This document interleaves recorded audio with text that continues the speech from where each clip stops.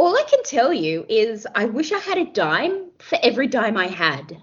I'm Steph. And I'm Ange. We're Nerdazons.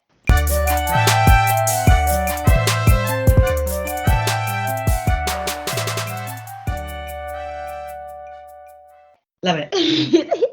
Thanks. So this fortnight's my choice. I decided to do the 1981 versus 2011 Arthur. I'm genuinely excited to talk about this one. Yeah. So Arthur 1981. Alcoholic billionaire playboy Arthur Buck must marry a woman he does not love, or he will be cut from his $750 million fortune. But when Arthur falls in love with a poor waitress, he must decide if he wants to choose money or love. And the 2011 one, a drunken playboy stands to lose a wealthy inheritance when he falls for a woman his family doesn't like. These movies are quite similar, yet so different. Yeah. I haven't seen either of them. I thought I had seen the Arthur 2011 one, but I think it's just the poster. I remember seeing him and like Jennifer Garner in the poster. I actually really liked it. I started with the 1981, although I'm sorry, I refuse to bring up anything on my internet screen because I don't want to like give away any ratings or anything. But the main guy who played Arthur, Dudley Moore, he was so annoying in the beginning. The laugh, like in the opening credits, I was just like, oh my God, I hate this. I don't want to sit through this. And then as it progressed, I was like, I really like this. This is a good story. And it's a simple story, yet so much fun. Yeah. And I feel like it makes so much more sense in like 1980 about being cut off. You've got to marry such and such. Whereas like now I just feel like, I don't know, it just 2011, I feel like it's not really something that's normally done. All right, let's start with the story. So first of all, I really didn't know anything about this one. And what I really liked about the 1981 one was they showed the extravagance of his life without, I guess, shoving it down your face. So yes, he had the hat, he had the car, he went and had a fancy dinner, he was drunk. The biggest thing for him was he was drunk. But it didn't go over the top with, you know, the house and the things. The room looked a bit, you know, childish and Playboy because he had the big train set. I couldn't quite figure that one out. Yeah. But I really liked that. Men in their train sets. Yeah, I know. But then when you go to like the 2011 one, it was like really over the top, rich. With the his bed? Batman suit and Batman suit so and then the good. bed. And I saw the intro. I'm like, yeah, I'd do this if I was rich. with his nipples. And the car and everything. And then having his butler become Robin, and he's like, mate, your gut's hanging out. What are you trying to do? He's like, I could be a good Robin. I thought that was so good. Vitamin, yeah. He's so funny. I can't wait to watch great. Wednesday. He's in that. He's Gomez. It looks more like the cartoon, how he's supposed to.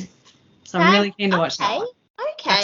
That's off topic, sorry. No, that's all right. But, like, the relationship between him and his mother is different as well. So bad. Yeah, his mother was... Well, his mother, he didn't have a mum in the in the original, and then in the remake it was his mum, so he only had the dad. But I actually think it worked fine having either or, because they were both invested in the marriage. They didn't really care for him, and that's something that could have transcribed to either in either film, I think. But the butler though took that parental figure.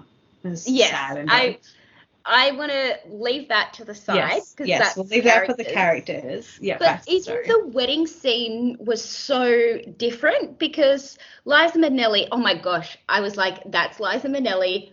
Oh my gosh, heck yes. Even the wedding scene's different where, you know, Liza's character knew quite early on that he was going to be married to Susan. Yes, yeah, because he didn't want to lie to her, whereas Russell Brand couldn't bring himself to tell her because he loved her too much. And it's just like, you know what, I think telling her is the better option in this story. I think the reason why he delayed telling Naomi is because, one, it built more tension, and two, it proved that he was childish. and his Yeah. immaturity, because he was like, I can't face that consequence. Yeah. Yeah. And when he said to her, I'll build you a house next door, and we can do this and we can do that, like, it was heartbreaking. But I like that the fact that he told her straight away in the original. Yeah, I agree. I do like that he told her in the original. I do, because it just seemed genuine. Like she was the first person he didn't want to lie to. Whereas in the other one, he did it. It's almost like that fear of, if I tell her I'm going to lose her sort of thing. Mm-hmm. That's why he didn't do it. But I'm glad you said that, childish, because that was one of the biggest things I noticed. Actually, no. I'm going to save that for characters. We always do this, so I'm going to save that one for characters. I know. But yes, so even the wedding scene was completely different in the fact that he went up in the 84. He went up and he's just like, I can't do this. No, let's run away. And then it was the grandmother that was like, you get in that car, you lost all your money. And then he goes to run goodbye, and then obviously then the grandmother forgives him and says, don't worry about it, you got your money, you're happy. Whereas in the 2011, which I kind of liked, was that he was like, I can't do this. I can't it was do so this. much nice. And he's like, you can take it or take everything, take all my clothing. You can have it all back because I'll be happy. And I thought that was so much nicer.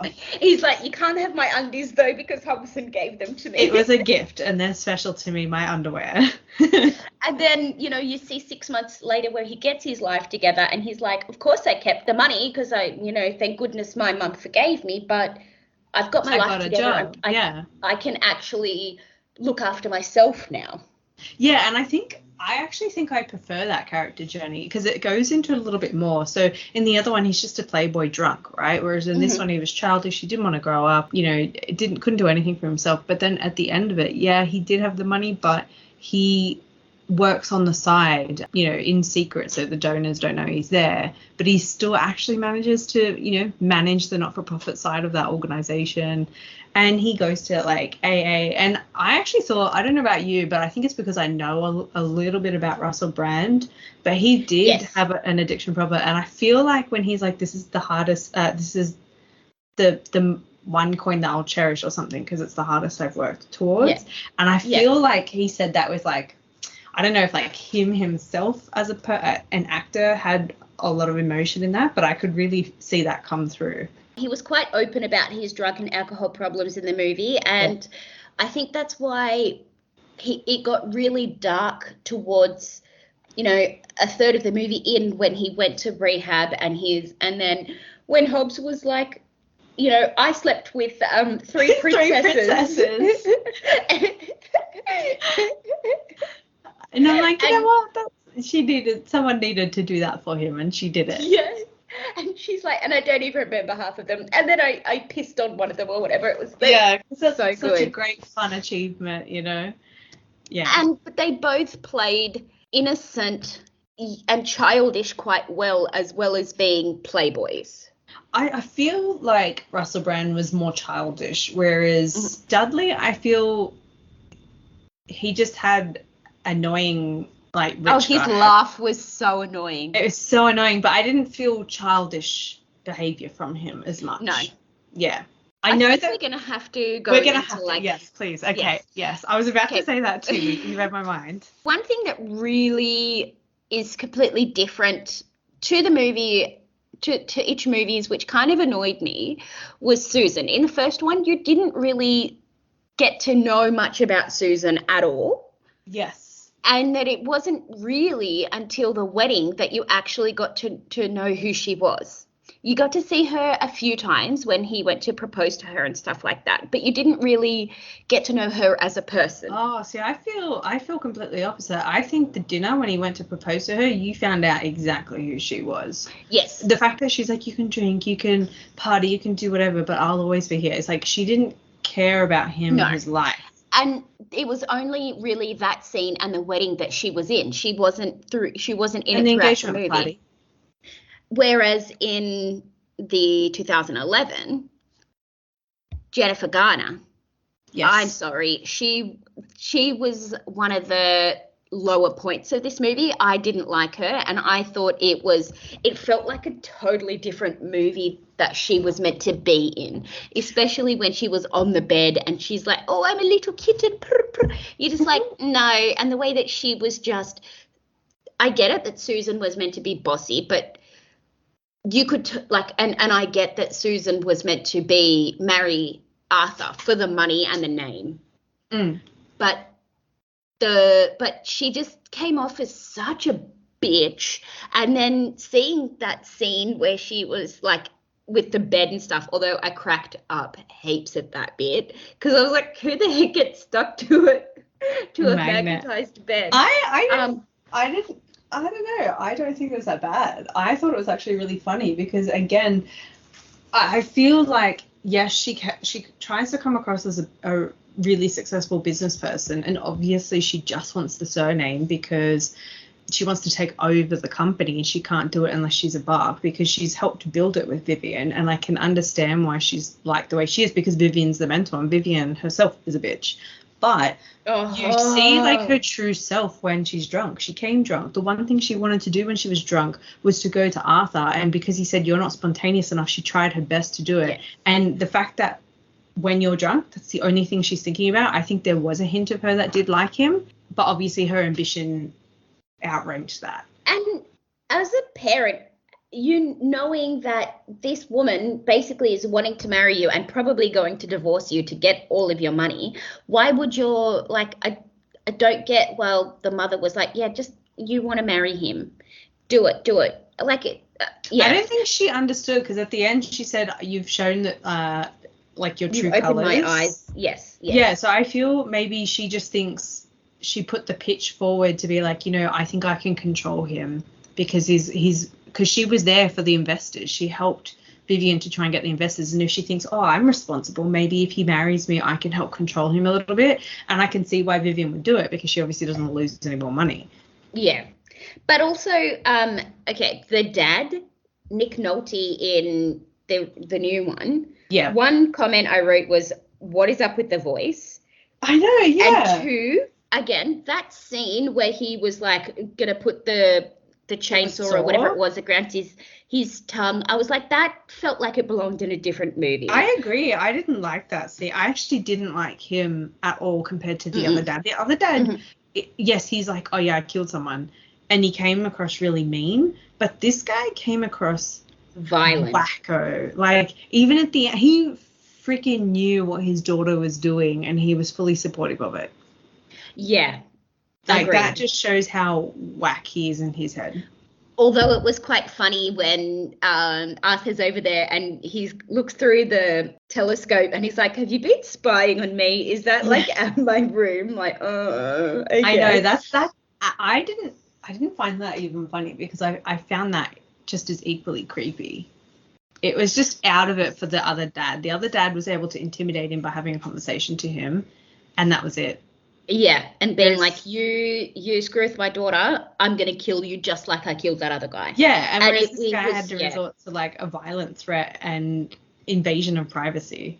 Yeah, he was just like, I was just like... It was a hit and a miss with him. I'm sorry. Yes. I don't think he was a good addition in the 2011. A very different vibe to the rest of the film. 100%. Now, I want to move on to Arthur. Yes. Can I say what I was going to say earlier? Yes. The moment I saw him, I thought, oh, you're way too childish. It was just too I don't know about you, but I feel like they really made him like a stupid child. Even the fact that he couldn't read. Come on. 1981. No, 2011. Oh yeah, that was. I was laughing at that at the wedding when he's the kid when he's like, you read? Can you read? I've been reading for 4 years. Yeah. But reading that letter was so, like, beautiful. It was. After watching this movie, because I remember watching it when I was into Russell Brand and Noel Fielding with the Gothic detectives. They had a YouTube channel of that. And that, who doesn't love Noel Fielding? Yeah. And that they did a lot of things together, and Like they were on a lot of comedies, shows, and I was like, oh yeah, I love Noel Fielding. And also when he was in Getting to the Greek. And then I remember watching it originally going, I don't know if I like it, but now watching it again, I was like, I genuinely liked this movie. And as I was watching it, I was going, I can't choose which one out of the two I like more. So the characters could easily turn into extremely irritating, but the acting was so good and the innocence really shone through in both of them. And they both had such character development towards the end. I think Russell Brand had a lot more character development, For sure. though. I do agree with that. His background and having those drug and alcohol problems. So it actually like shone through. And Russell stated in an interview how much he was a fan of the original and that this is one role that he would have loved to have played. Oh, that's cool. I definitely agree. I think I can't believe I'm going to say this, but I actually think I enjoy Russell Brand's Arthur. I like his character development. I did sit at one point thinking, this film does feel a bit longer, and I feel like it's not as like 3-step sort of template like it's in the original, whereas it's back and forth, back and forth, back and forth. But I actually really do like this one more. You see so much more depth to it. You see his unhappiness when she's, at the engagement party, or when he's buying ties and things like that. For him, I thought that showed so much more unhappiness, and his development was a lot better. And I actually do think you see a little bit, like, I feel like Naomi and his relationship was so cute compared to Liza Minnelli and Douglas. I just think theirs was cute in a way that she had the fun that he was looking for, but still being able to bring maturity to him. So he was over the top, saying, we need fun. Everyone needs to be fun. And it was getting annoying by the fifth time he said that. But she had that fun outlook on life, even though she, was poor, and she was able to change him on that. And I really like that side of it. But I just think I think the run time was a bit longer in the 2011 one, that you saw more of Naomi and Arthur's story develop, which I kind of really liked. Like the cute dates, the children's book when they were talking about, and the fact that every cartoon he loved when he was older as an adult, she loved too. And I don't know, I just call me a little bit of a romantic, but I feel like that was much cuter when I watched it. If I could just take the rest of the stuff out, it would have been a really good story. I actually wrote down that when Arthur met Liza for the first time, you could tell that was quite improvised. That was a really sweet, funny moment where he's like, no, she actually got it for me. And oh my God, I completely forgot. Please put it on my tab. And how she was going to, steal it for her dad for his birthday. That was really sweet. I also really liked when he met Naomi for the first time. And then he created a whole date out of it. It was so ridiculous, the things they were saying, and even the cops couldn't believe it. But then that literally became true because he was so rich enough that he could make it happen. So the moment when Arthur meets Naomi for the first time and they lock eyes, I thought that, and then it was kind of slow motion, that was so beautiful. And then when she's doing the tour guide and she has everybody lying down looking up at Central Station, and then you just see him look up and then lie down with her as well. I thought that was a really beautiful scene. Yeah, and what really set that scene for me is when he says to Hobbs, she has a unique way of looking at things. So while everyone's hustle and bustle in Central Station, she thinks to stop and look up. And I just think that really made that scene beautiful just by adding that extra line in. And then the other one was when they were at the station after their date, and they were at the Whisper Chambers. Yes. And where he's like, that's really cool. Can I buy it? Oh, I'll buy it. And she's like, no, it's free. It's free. Calm down. And going back to Arthur, I loved that when he got his job, he wanted to be the bear. The bear so bad. That was so... It was so cute. But it was really cute. I liked seeing, again, in the 2011 one, I liked seeing the struggle of him to get the job. Whereas in the 1981 version, there were talks of him. He's like, you know what, maybe I'll get a job, or maybe I'll need to stop drinking. But you didn't really see him go out there and do that. And I think that's what made the 2011 one, again, I think it's because it was a longer film, they added all these details in. 20 minutes longer. Oh, well, it feels like they've added so much more detail to it. It was a longer movie, but it didn't feel like it was a slog to watch. Like some of them you're just like, what? I can't remember. Oh, Phantom of the Opera, that's right. Where it was like, this movie is long. You're never going to let me get with that film. The every original film is you hilarious. poo-poo on really bad. Like you poo-poo on, it's always my film choice. No, but I'm not. No, I'm not. You better not do this for my next month choice, because That's I okay. think I will cry in your face. No, that's okay. But what I was going to say is that movie did feel like a long movie, whereas this one didn't feel like a long movie. And no, you're right. Now we're talking about it, I'm like, no, I think I like 2011 more.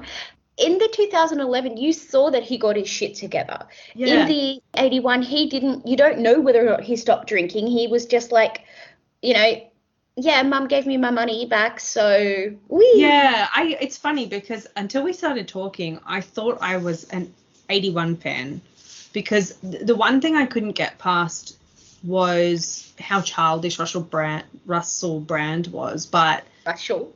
Yeah, no, Russell. Anyway, I really like how that didn't last, now that I think about it. And yeah, I think I'm with you on this. I think I prefer the 2011. I don't know. Even with Susan, I like the depth that they added to her. I love Jennifer Garner. I know a lot of people aren't fans of her, but I love her. I've loved her since, Suddenly Alias. 30 is beautiful. Oh, I love that movie. I'm not a super big romantic fan. Hey, but that movie, those I've few never that just been grab kissed. you. Never been Never kissed. Been Kissed. Love it. Ever I might After? watch that. Yep. Yep. I may have to watch Ever After or Never Been Kissed tonight. I love Ever After. I haven't seen that in so long. I saw Neither that on have I. VHS. I've got Never Been Kissed on VHS. Same. Okay, back to Jennifer Garner. I actually thought, so her character was interesting when she first came on the scene. You find out, I thought yeah, like at first you find out, oh, okay, so she's like the second in command in this company. She's a secretary, whatnot. I didn't know if she was going to be the love interest or if she was going to be, Susan. And then, and then when you find out in the hallway that they met, it's like you see a whole different side to her. And it's just really interesting to see, someone so ambitious that it's like, you know what? I don't care about you. Just marry me. I'll get your company. That's all I need. And it was an interesting side to see it, but I liked the element of weakness that she had just by being drunk. Yeah, but I think that the reason why I didn't like that scene was because if the tables were turned and it was a man doing that to a woman, it would be like, what is going on? Correct. It would be like. And he was saying no so many times. And yeah, you are right. Like, it just made me feel really uncomfortable. And I thought it was like she should have just stayed that deadpan bitch the entire time. And like I liked when they were on the horse together and she's like, we just need to go. And then she's like, you're going to marry me? Listen. And then, with Thorson and they run away. And like, even when she's like, propose, like, do it now. Like, it was you shouldn't have. Yeah, should have stayed like that. And I don't know what? why now that you're right, I do agree. And now that I'm thinking about it, I'm like, yeah, it is kind of ick. He did say no a lot. It's not a very good scene. Yep. Yeah, and then, I think you've changed my mind on that. I can't believe I didn't pay attention to that. I feel so bad. It just, and then, having her dad, I just didn't like her that. dad. I did not like her dad whatsoever, that whole vibe. Even in the end when she punched him in the face and it's like, I just need you to marry me. Go up there and marry me. And I'm like, wow, you really are a vile person. Whereas the other Susan was just like, how dare you do this to me? Like crying. And I felt like she kind of like had feelings for him-ish and would have been happy in quotation marks, whereas Jennifer Garner was just like, I don't care, I want your money more than anything else. Well, okay, one difference that I disliked between the two is you can clearly tell in the 1981 version that this was a woman who was prepared to look away at the things he was doing. She was that blind that she needed to marry this guy, which I found very sad. Whereas Jennifer Garner was immediately, don't talk to her. You're not going to talk to her anymore. We're now technically engaged. She wanted him to, she knew they didn't love each other, wanted them to get married, but she was also controlling in the fact that, you know, you can't do what you do. I'm not going to turn my eye to it. I'm going to change you. Because it might go in the papers, blah, blah, blah. Yeah. And yeah, I didn't like Jennifer Garner in this one. You've changed my mind. I can't believe I overlooked that scene, but you're right, it was inappropriate, and I really feel ick with her being in that movie. Can we move on to Hobbs now? Yes. So at first I thought, in the 1981 version, I thought, this guy is a dick. Yeah, same. And even with Helen Mirren, I was just like, you're an asshole. But then, I don't think she was as mean as the 1981 version. No. Like, she controlled the insults back. Like, in the first one, when he comes in and he's like, what did he say to the girl in the bed or something?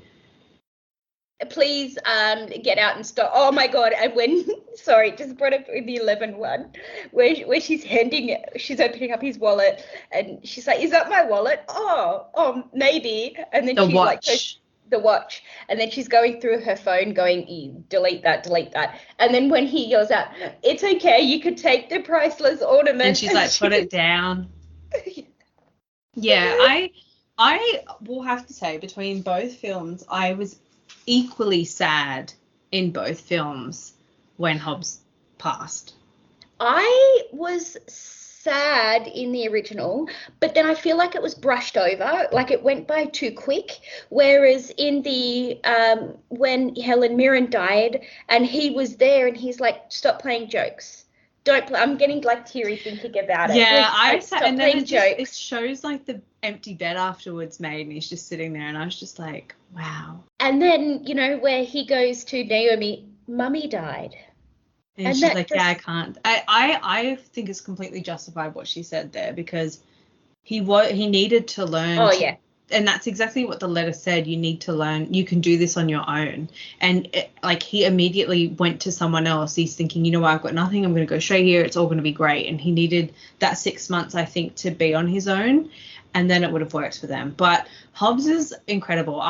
She's crying, everyone. I legit got like tears in my eyes because it was so beautiful. The way that he's like, even in both, where he's like, you know, I brought the big teddy. And oh my gosh. The train? When she had the Darth Vader mask on. Poppycock.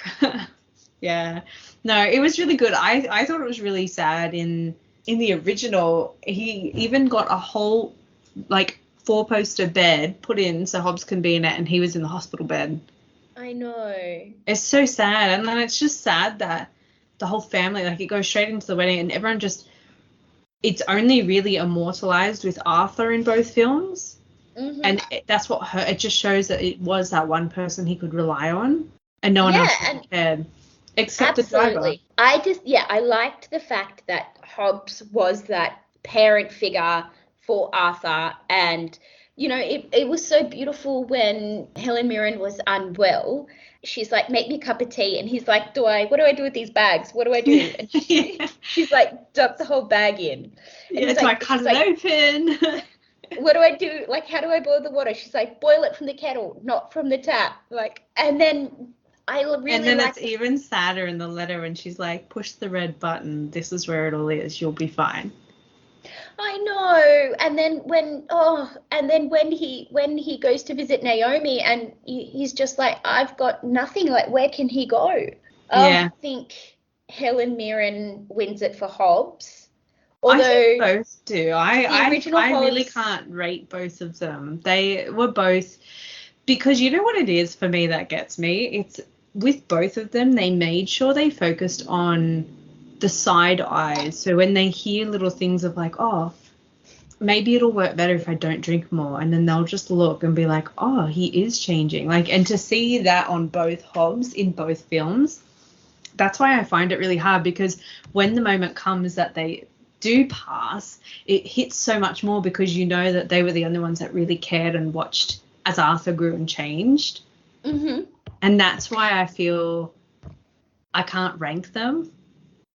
And I like that in the 2011 it was Helen Mirren because his mum was such a bitch that she was that mother figure for him. And I like the fact that she really, at the end, befriended Naomi. Yeah, and you know one thing, now that I just thought of it, and it peeved me off so much, and I can't believe she said this to Helen Mirren, but when she's like, whose fault is it for the way he was raised? And I'm like, excuse me, do you not turn this back on her? It's your fault. She weren't even there. And I was just like, you cow. I know. I want to move on to Bitterman. Yeah. Yeah. They were just so much fun. But, I mean, Louis Guzman was also just... He's so they were funny. both I love him. funny. They were both so funny, but also, you know... I think Louis Guzman was funnier because they didn't really allow Bitterman to, like, shine a bit more in the other one. Yeah. He had a lot of time to shine in this one, and like when they were speeding down the road in their Batmobile, where's the brakes? Oh, and then they sped it up. Like both of them were so much fun, and now I'm like, which one was better? It's gonna be a tough one for me. Yeah, I think Louis good. I can't believe this, but I think I'm gonna say the 2011 was better. I'm still up in the air. Can I just tell you something really funny? Yep. I have a fun fact. The composer of the 2011, who was Theodore Shapiro, he was the composer of this as well as Captain Underpants, the first epic movie. Oh my gosh, I read those books as a kid. And he also did Walter Mitty and A Simple Favor. But I thought that was hilarious that he's like, did that and then Captain Underpants. Yeah. I've heard that. My nephew said that it's actually like a really good movie and really underrated. Right, as a kid, that's all I'm going to say. Okay. Yeah, I had so much fun in both of them, and I was left thinking, you know, a new look at life, you know, like things can be magical in the world and you don't always have to have so much money. But then can we move on to what I wanted to say is that what a bitch Susan was in the 2011 when Naomi's like, I finally got my book done. And then she's like, isn't that the company that you own? And he's like, why did you ruin that? Because I didn't know if I was going to see her again. Yeah. And I wanted to do this most beautiful thing for her. But it just shows another element to her that she did care for him because the jealousy came out. Yeah. It wasn't, I'm just marrying you for your name. Obviously, she did care a little bit. But after what you said to me and made me realize that scene, I just really can't get past her as a character now because I'm like, you know what? No, that's not on. Yeah, but can we talk about Naomi and Linda? I actually think Naomi had a much more content nature to life in the 2011 one. Like, she seemed like someone who was happy with the work she was doing and where she lived, and she didn't need money. Whereas I did feel like with Linda's character, and I feel like her dad made this really shine through, that they could use a little bit of money. Everyone can use a little bit of money, but I feel like that came through on their characters a bit more, which is what I liked about Naomi a lot more. You're right. Like when the dad was like, he offered you what? And you didn't take it? Like 100. Oh my gosh. What about the price difference? Like 100,000 in 1981, and it was $999,000 because he thought $1 million would be obnoxious.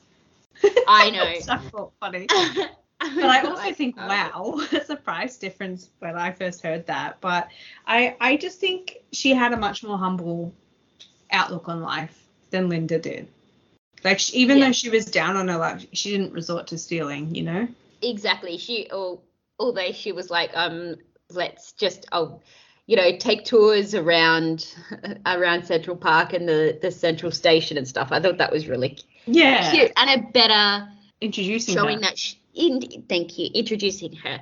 Yes, her dad wasn't. I don't know. I felt like he was befriending or like to Linda saying, you know, why didn't you go with him? Because, hello, he's got money, kind of. Or like when she found out he was engaged, and then it just cuts to the scene of the dad crying. And I get it was a different era and that was different comedy, and I can see where that would have been funny back then. I probably would have laughed, but after seeing it, like seeing a different type of character Naomi was, I found it much more humble to watch. The $750 million that Arthur would have had in 1981 works out to be $2.8 billion in 2008, Oh my God. 2018 money. Because it was like, what, $950 million in the later one when he was about to walk out. And I'm like, okay, it's actually not that big big increase. But, I mean, it's still a lot of money. Like, I guess if you compare $950 million in 2011, it would be significantly more than 1981. But, yes. Yeah.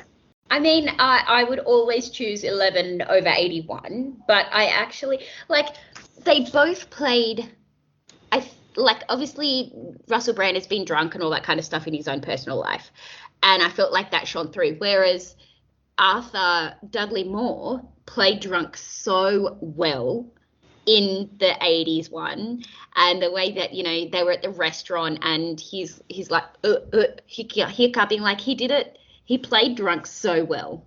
Yeah, but I also feel like it was comical drunk. I feel like the only believable drunk part for me was when he went to the house and his like knees were giving way. Mm-hmm. That was believable when I was watching, and I'm like, okay. And he set the glass down, but yeah. 2011 had a more serious tone to it as well. It did, but I mean, I guess it's a serious thing if you're sort of being coerced into a wedding you don't want to do because there's a lot of money involved. And also, you know, having the alcohol as such, you know, they were both alcoholics, but I like the fact that at the end he got himself together. He then, you know, became a better person at the end. Yeah, you saw that journey of him. It was rewarding. A better person. It was like rewarding to watch it and see that at the very end. That's a really good way of putting it. It was a rewarding film. Yeah, because there was like parts in it that I did get a little bored. I do have to admit, as much as I like Jennifer Garner, I did get bored with some of her scenes, like the engagement party and stuff. I just thought, oh, okay. I don't want to see her story. I want to see more of Naomi. And the fact that at the wedding, he's like, who are you? I'm your best man. Oh, I met you once. Like there was nobody from his family other than his shitty mum that were at that wedding. Yeah. And you could see the loneliness of him in the 2011. Yeah. Yeah, you're right. You can see it more. It was a very thought-provoking movie. Yeah, I thought it was just going to be a lighthearted comedy, and here we are now breaking this down into some pretty serious, heavy topics. Yeah. Which I didn't think we would be doing. Whereas the 1981, it was just meant to be fun. Yes, you're right. I think if you want to watch a fun one, go 1981. But I think it's rewarding to watch the 2011 one. Yeah, I agree. Okay, I've got a couple of fun little facts about the 81 version. Yep. Dudley Moore kept cracking up the cast and crew so much that 27 takes were needed to get one scene filmed. Oh my gosh. What a waste of film. Reportedly, when Dudley Moore was doing the mansion Moosehead sequence, a lighting technician laughed so much that he fell off his ladder. Oh my gosh. I wonder if that was all improvised. Most of the movie was improvised by Moore. No wonder. This was the fourth most popular 1981 movie at the US and Canada box office. Oh, there you go. I had no idea it was that big of a film. What would you rate the 1981 film? Okay, so I am not prepared because I only watched these movies today. So you watched them back to back? I did. I would probably give the 1981 a 3. It was a good film. I'd go back and watch it, and I think if you want a comedy, like a classic comedy, go for it. It's a nice, short, easy to follow storyline. Oh, and 2011 as well? Yes. Oh, okay. I'd probably give this one a 3.5. Mm-hmm. I really enjoyed it. I think the ending is really, really good, and I recommend you watching it because of the ending. The reason I ranked it down is because, yeah, you really opened my eyes to how bad of a character Jennifer Garner was, which I'm surprised. She's never normally played like really toxic people like that before. So maybe it's just she should not do it again. But she gets a slap across the wrist. Yeah, I mean, I'd go a 3.5 because it was good. I probably wouldn't go out of my way to watch it again, but if it was on, I wouldn't turn it off. So that's why I landed at 3.5. I did enjoy this film, and I recommend you give it a go.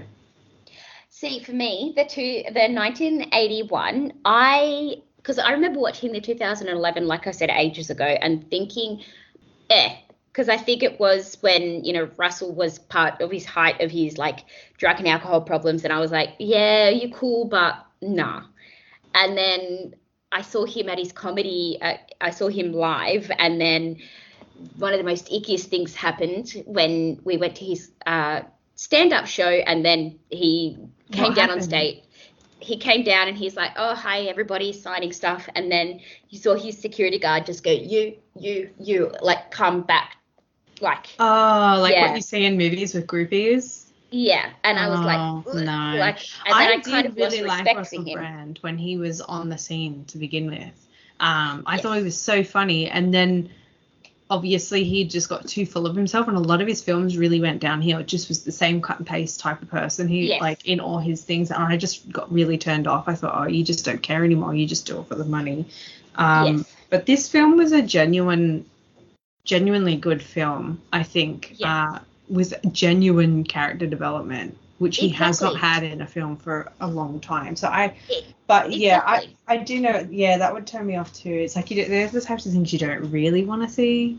Exactly. So watching that, I was like, oh no, I wanted, because my friend was like, you want to go watch classic movies, you should choose Arthur, it's actually good, and not going in and having kind of high hopes for the 81, because it's meant to be like a classic and one of the best movies of all time, you know, one of the 100 best or something like that. And then I went in not expecting anything, completely forgetting about the original Arthur, about the remake, but I had genuinely a lot of fun watching it. On my first thought of watching it, I would give this one a 3.5 because I did have a lot of fun, and I do like Liza Minnelli, and I think Dudley Moore did a really good job of portraying a rich playboy alcoholic for that time.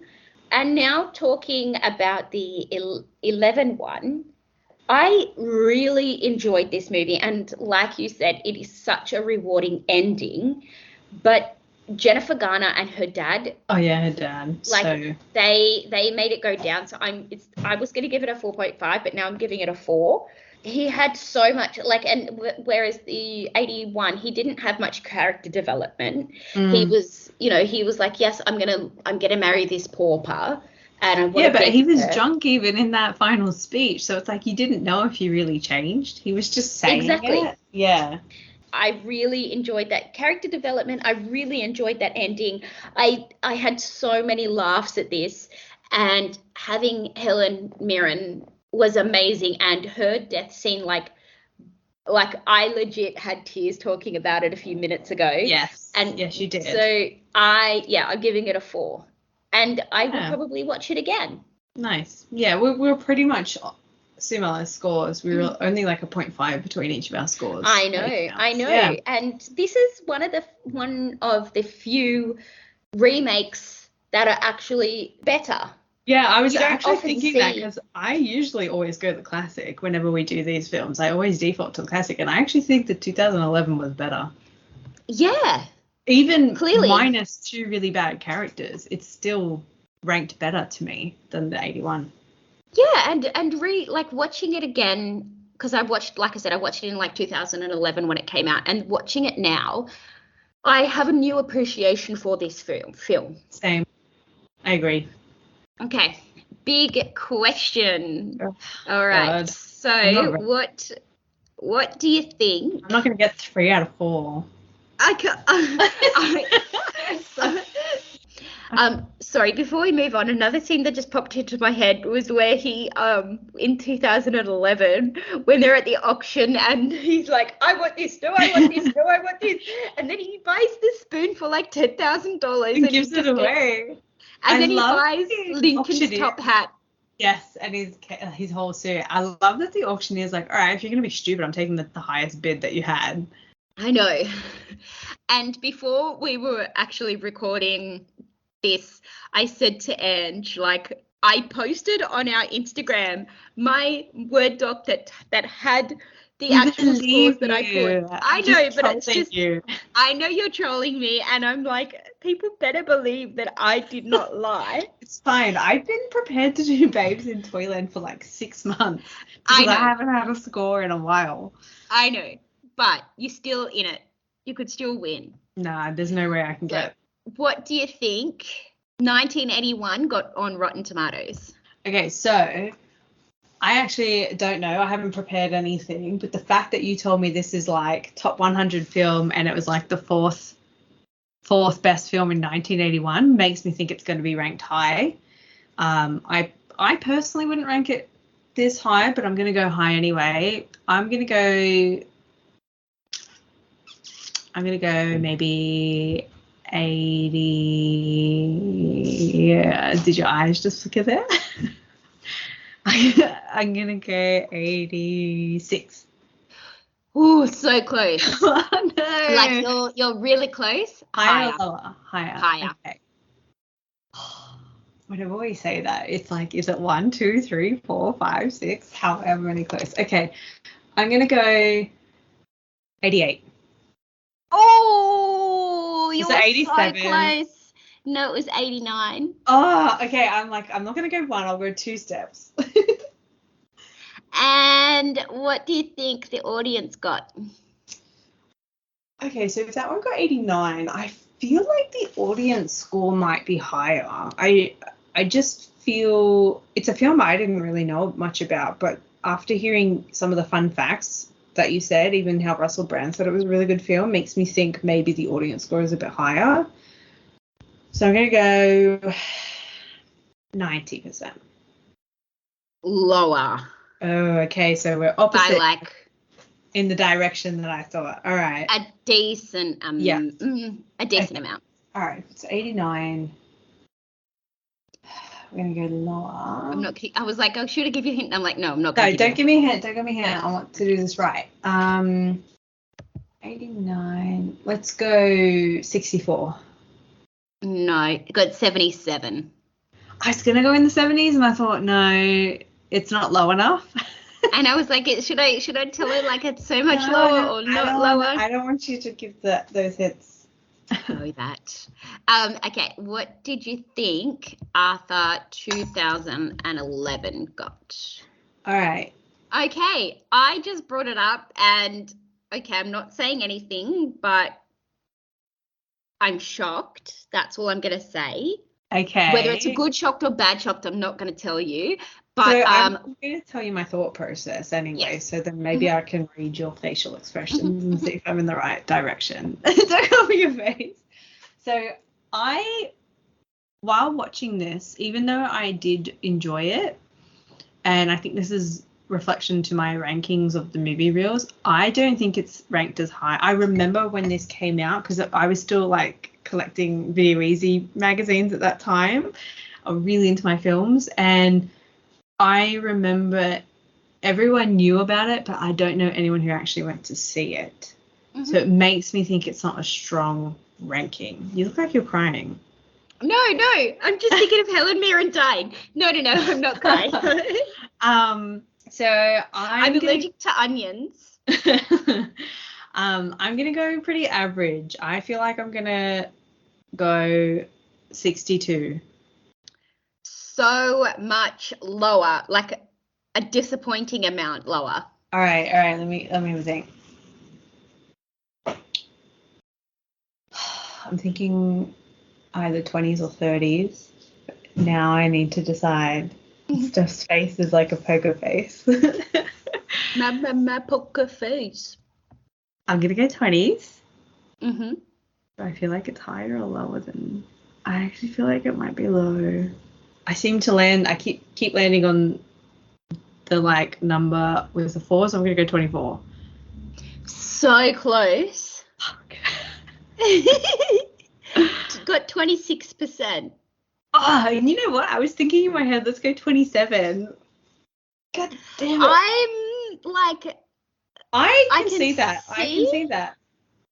I can see it, especially when like Russell Brand was still doing like his Douchey. thing and his douchey side, and people just going But if you watch it now, Yeah. it's actually a really good film now. Yeah, but you know what though? Films that you and I have agreed on that are really good have all been lower end Rotten Tomato scores. Mm-hmm. Yeah, Like, I agree. yeah. Yeah, I interesting. agree, Okay, and so wait, did I do the tomatoes? You did the audience score? tomatoes, but it's really funny how movies that are meant to be so good end up, we're just like, they weren't that good. Yeah. I mean, I can see why the score is the score, but I definitely think the story is good, and it should be slightly higher. I think it should be maybe at around a 50% mark, but let's go with audience score. Mm-hmm. So I'm going to just go based on the 27%, and based on our discussions, I want to say it's a little higher, and I'm going to give it the benefit of the doubt, and I'm going to go maybe 4's not doing me well. So I'm going to go maybe 43. Oh, just so close. So close. Okay, Higher. okay. Do I go with 4? I'm like, 44? no way. Yes, you got one. I was going to say it, but I'm like, you know what? When I did the first one, I guess like 74, 84, I landed on 4 with everything. I know, 24, and then when I'm you like, said, should I go 4? I'm like, nail biting, going, it's actually double 4s, so go with double 4s. oh my gosh, that's crazy. Yay! Oh, I knew 4 was going to get, but that only gives me half a point. So I know. you're But still winning. It just clicked into my head that Greta Gerwig, who was Naomi, she was the one who directed Lady Bird and also Little Women. I haven't seen Lady Bird. My partner really likes it though. Because he loves Saoirse Ronan. I mean, she is great. I can She's see the really appeal. good. I want to see her new film. What's her new film? Oh, me too. Oh, I think I missed it at the cinema. I'm so annoyed. That's like the first Okay. film I've really been like, I want to see one of her films. Okay, so should we move on to Nerdison's Nerdy Notables. So, like I said before, when I cat sitted, I watched my mate's massive TV, and that's when I watched the first Arthur. Went to my mate's house, and I saw 3,000 Years of Longing. It's not at all what you expect. I It went looks in trippy thinking, and interesting. I do want to watch it. no spoilers, obviously, but it's nothing what you expected, but it's actually like a really, really beautiful film. I can't say anything because you haven't watched it, but it was just really beautiful. And I also watched an absolute crazy amount of Taskmaster because I really love I Taskmaster love at the moment. Taskmaster. I think I'm up to like season.